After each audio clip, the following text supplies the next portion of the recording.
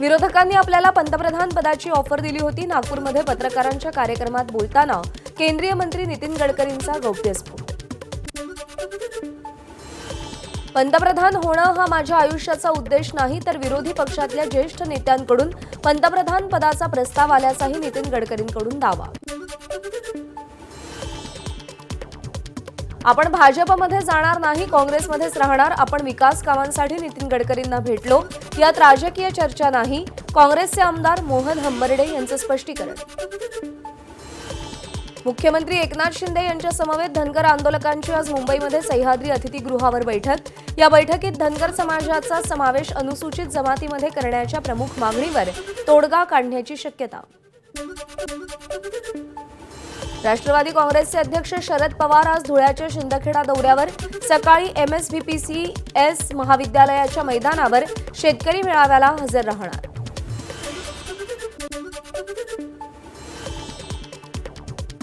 उद्धव ठाकरे आज अहमदनगर जिल्हा आणि संभाजीनगरच्या दौऱ्यावर। सकाळी शिर्डीमध्ये साईबाबा दर्शनापासून सुरुवात करत अनेक कार्यक्रम आणि मेळाव्यांना हजेरी लावणार।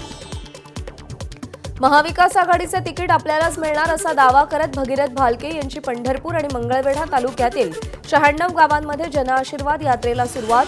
परिणामी पंढरपूर मंगळवेढा विधानसभेचं वातावरण तापण्याची शक्यता। बार्शीचे आमदार राजेंद्र राऊतांचं 3 दिवसांपासून ठिय्या आंदोलन। मराठा समाजाला ओबीसीमधून आरक्षण मिळावं अशी मागणी। आम्ही यापूर्वीच विशेष अधिवेशन बोलवून 10% आरक्षण दिलंय। राजेंद्र राऊतांच्या मागणीवर मुख्यमंत्री शिंदेंची प्रतिक्रिया। महायुतीसारखे आमच्यामध्ये वाद नाहीत, रोहित पवारांचा दावा। महाविकास आघाडीमध्ये मोठे नेते एकत्र येऊन जागा वाटपाचा फॉर्म्युला ठरवणार। शिवशाहू आंबेडकरांचा विचार जपण्याच्या हेतून चर्चा, रोहित पवारांचं स्पष्टीकरण। राजकीय पुढाऱ्यांच्या भेटी घेतल्याच्या बातम्या तथ्यहीन असल्याचे डॉक्टर ज्योती मेटे यांचे वक्तव्य। तर शिवसंग्राम पदाधिकाऱ्यांच्या बैठका आणि गणेश मंडळांच्या भेटी सुरू असल्यानं आपण मुंबईत असल्याचं मेटेंचं वक्तव्य। गणेश विसर्जन मिरवणुकीनिमित्त पुणे शहरातील 17 रस्ते वाहतुकीसाठी बंद, तर विसर्जन मार्गांवर वाहनं लावण्यासही मनाई असेल। पुण्यामध्ये विसर्जन मिरवणुकीत उच्च क्षमतेचा ध्वनिवर्धक वापरल्यास यंत्रणा जप्त होणार। डीजे विरुद्ध पोलीस आयुक्त अमितेश कुमार यांचा कारवाईचा इशारा।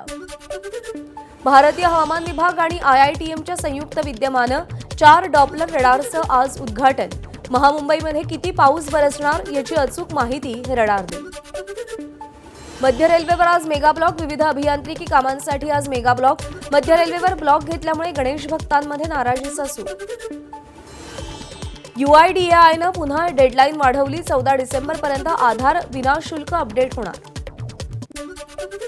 खाद्यतेलाच्या किमतीत अचानक वाढ झाल्यानं ग्राहकांना फटका। राज्यभरात खाद्यतेलाचे भाव प्रति किलो 20 ते 25 रुपयांनी वाढल्याचं समोर। शेतकऱ्यांच्या खिशात 4 पैसे येत असतील तर सर्वसामान्यांनी थोडीफार कळ सोसावीच। खाद्यतेलांच्या किमती वाढल्यावर रविकांत तुपकर यांची प्रतिक्रिया। जोगेश्वरी येथील PMGP वसाहत पुनर्विकासासाठी मागे प्रसिद्ध झालेल्या निविदेसाठी अनेकदा मुदतवाढ देऊनही प्रतिसाद नाही, त्यामुळे म्हाडा मुंबई मंडळाकडून नव्यानं निविदा प्रसिद्ध। मंत्रालय आणि विधिमंडळ वार्ताहर संघाचे माजी अध्यक्ष आणि ज्येष्ठ पत्रकार विजय वैद्य यांचं निधन। 82व्या वर्षी घेतला अखेरचा श्वास। खडसेंचं मानसिक संतुलन बिघडलंय, गिरीश महाजन यांची प्रतिक्रिया। खडसेंच्या आरोपांना माझा कट्ट्यावरच सविस्तर उत्तर देणार, महाजन यांचं विधान। अंतरवाली सराटीमध्ये लाठीमार झाल्यावर जरांगे तिथून निघून गेले होते, मात्र राजेश टोपे आणि रोहित पवारांनीच त्यांना पुन्हा आणून बसवलं, छगन भुजबळ यांचा दावा। छगन भुजबळांना आलेला अनुभव त्यांनी सांगितला असेल। टोपे रोहित पवारांवरील आरोपांवर मुख्यमंत्र्यांची सावध प्रतिक्रिया। ओबीसी नेते छगन भुजबळ ज्यांच्या सांगण्यावरून आरोप करतायत त्यांच्याच हातात गृह मंत्रालय, त्यामुळे त्यांना सांगून माझ्यावरील आपण केलेले आरोप सिद्ध करून कायदेशीर कारवाई करायला सांगा, रोहित पवारांचं आव्हान।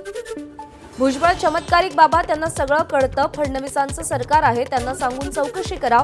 मनोज जरांगेंचं भुजबळांच्या आरोपांवर पलटवार। निवडणूक आयोगाच्या EVM रथाला अजित पवारांनी झेंडा दाखवला। जिल्हाधिकाऱ्यांची तहसीलदारांना नोटीस। जिल्हाधिकाऱ्यांनी खेड तहसीलदारांकडून खुलासा मागवला। आयोगानं दोषींवर कारवाई करावी, उपमुख्यमंत्री आहेत म्हणून कारवाई करत नाही का? ईव्हीएम रथाला अजित पवारांनी झेंडा दाखवल्या प्रकरणावरून ठाकरे गटाचे खासदार संजय राऊत यांची टीका. गणपती विसर्जनाच्या रात्री आनंदाश्रमामध्ये जे कृत्य घडलं ते अतिशय निंदनीय असं म्हणत निखिल बुडजळे, नितीन पाटोळे या दोन्ही शाखा प्रमुखांना पदावरून हटवलं. नरेश म्हस्केंची पक्षातर्फे कारवाई.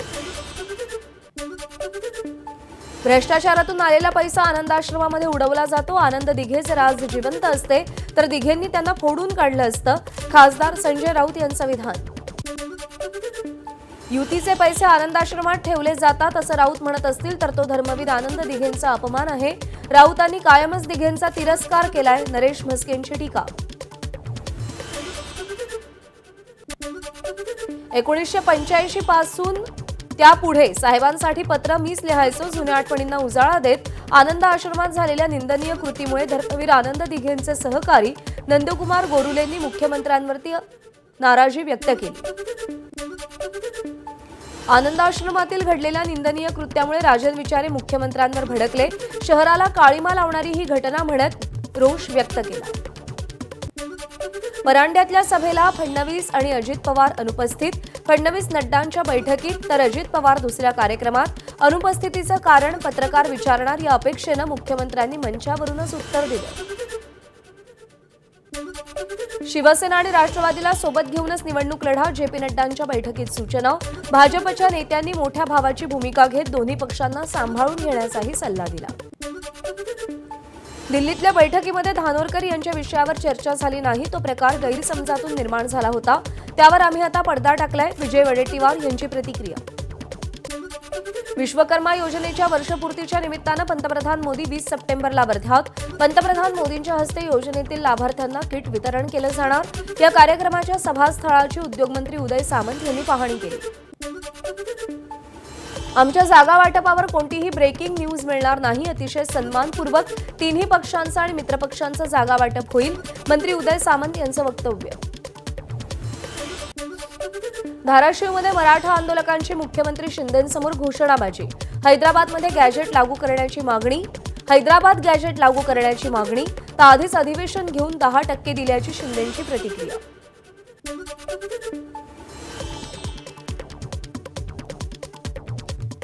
आरक्षणाबाबत राहुल गांधींच्या पोटातलं ओठावर आलं. जनता राहुल गांधींना माफ करणार नाही. धाराशिवमधून मुख्यमंत्री एकनाथ शिंदे यांचं वक्तव्य.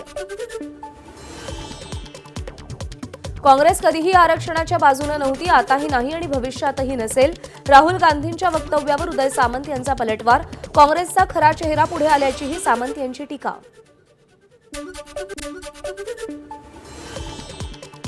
सुनील तटकरे 288 जागाही मागतील. शिवसेनेच्या महेंद्र थोरवेंचा पलटवार. यापूर्वी कर्जत खालापूर मतदारसंघावर तटकरेंचा अप्रत्यक्ष दावा.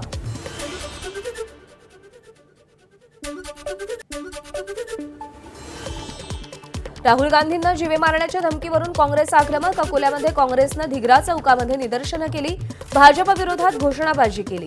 मारवा यांना अटक करण्याची मागणी. काँग्रेसचे खासदार राहुल गांधींच्या विरोधात शिवसेना आक्रमक. मुंबईच्या वर्सोवामध्ये मोठी बॅनरबाजी. आरक्षणासंदर्भात राहुल गांधींनी केलेल्या वक्तव्याच्या निषेधार्थ हे आंदोलन करण्यात आलं.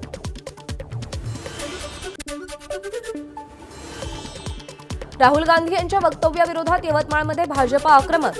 काँग्रेस आरक्षण बंद केल्याशिवाय राहणार नाही, त्यामुळे काँग्रेसचा खरा चेहरा आणि विचार जनतेसमोर आलाय म्हणत निषेध व्यक्त.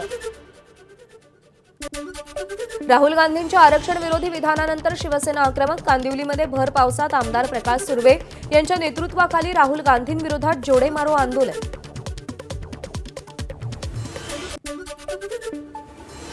राहुल गांधींच्या वक्तव्याविरोधात ठाण्यामध्ये आनंद आश्रमातून कोर्ट नाक्यापर्यंत शिवसेनेचा मोर्चा.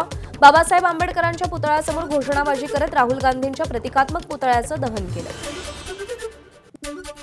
आरक्षणाबाबत राहुल गांधींनी केलेल्या वक्तव्याविरोधात शिंदे गट आक्रमक. चांदिवलीच्या संघर्षनगरमध्ये आमदार दिलीप लांडेंच्या नेतृत्वात निदर्शनं. हिंमत असेल तर राहुल गांधींनी भारतात येऊन बोलावं, आंदोलकांचा इशारा. हिंगोली पूर्णा सहकारी साखर कारखान्याच्या सर्वसाधारण सभेमध्ये घोषणाबाजी. अजित पवार गटाचे आमदार राजू नवघरे आणि शरद पवार गटाचे माजी मंत्री जयप्रकाश दांडेगावकर यांच्या उपस्थितीत गोंधळ. पुण्यातील गोखले राज्यशास्त्र आणि अर्थशास्त्र संस्थेचे कुलगुरू डॉक्टर अजित रानडेंना पदावरून तडकाफडकी हटवण्याचा निर्णय। या पदावर काम करण्यासाठी आवश्यक असलेले निकष पूर्ण होत नाहीत हे कळण्यासाठी यूजीसीला 2 वर्ष लागली। नायर रुग्णालयातील वैद्यकीय विद्यार्थिनीच्या लैंगिक छळाचा आरोप असलेल्या सहयोगी प्राध्यापकाचे निलंबन। महानगरपालिका मुख्यालय स्तरावरच्या समितीकडे चौकशी हस्तांतरित। आगामी विधानसभा निवडणूक कामासाठी शाळेतील शिक्षक देण्यास नकार।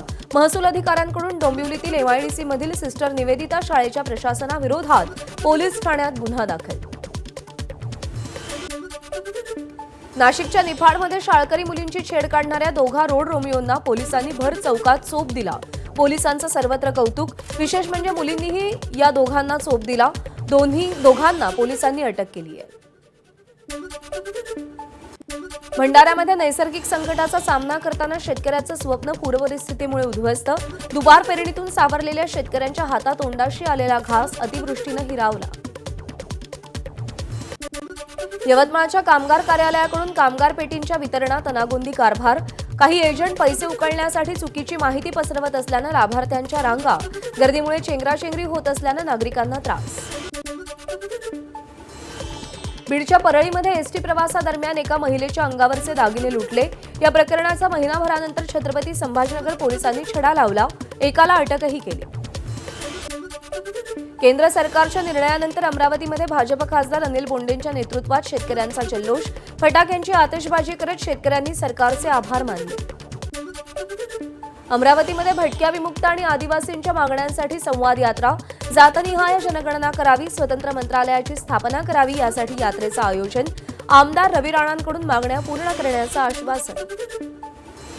गोंड गोवारी जमातीचा अभ्यास करणाऱ्या वडणे समितीला शासनाकडून पुन्हा 2 महिन्यांची मुदतवाढ। या विरोधात आदिवासी गोंड गोवारी जमात संविधानिक हक्क संघर्ष कृती समितीच्या नेतृत्वात जिल्हाधिकारी कार्यालयावर मोर्चा। अकोल्यामध्ये भर रस्त्यात 2 वळूंमध्ये झुंज। ही झुंज सोडवण्याचा प्रयत्न करणाऱ्या नागरिकांपैकी एकाला दुखापत तर दुचाकीचं किरकोळ नुकसान। वाशिममध्ये पुन्हा पावसाला सुरुवात। परतीच्या पावसाला येत्या 2 ते 4 दिवसात सुरुवात होणार असून पुढील आठवडाभर परतीचा पाऊस बरसणार असल्याचा हवामान खात्याचा अंदाज। भंडारा जिल्ह्यातल्या 170 गावांना अतिवृष्टीचा फटका। 8689 शेतकऱ्यांचं पुरामुळे नुकसान। कोणत्याही प्रकारची मानवी किंवा पशुधनाची हानी झाली नसल्याचं अहवालात समोर। कपाशी पिकाची वाढ होत नसल्यानं आणि निसर्गाच्या लहरीपणाला कंटाळून अकोल्यात कापूस उत्पादक शेतकऱ्यानं पिकावर ट्रॅक्टर फिरवला। लालबागच्या राजाच्या चरणी मागच्या 24 तासात 47,50,000 रुपयांचं दान अर्पण तर 616 ग्रॅम सोनंही अर्पण। मस्कटच्या ओमान शहरात मराठमोळ्या बोरसे कुटुंबियांच्या घरी ऑलिम्पिकचा देखावा सादर। ऑलिम्पिक विजेत्यांना देखाव्यातून सलामी दिली। सुहास बोरसे नेहमी त्या वर्षाच्या घडामोडींचे देखावे सादर करतात। गणपती दर्शनासाठी आणि गणेशोत्सवात देखावे पाहण्यासाठी भाविकांची मोठ्या प्रमाणावर गर्दी। शाळा, कॉलेज, सरकारी ऑफिसेसच्या शनिवार रविवारच्या सुट्टीमुळे भाविकांची गर्दी। एबीपी माझा, उघडा डोळे बघा नीट।